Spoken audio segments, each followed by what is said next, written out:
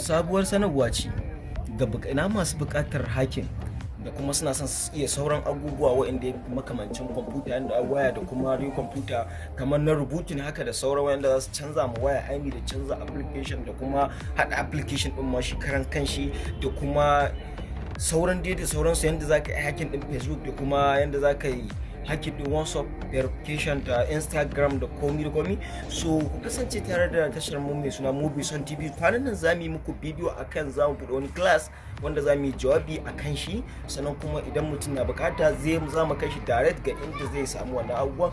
Ku dai ku ci gaba da kasancewa da Mobison TV ku saurari ba da jimawa ba za mu yi bayani akan wannan. Saboda haka mun gode ku kalla ɗaya daga cikin irin yadda ake hakin da waya kamar haka.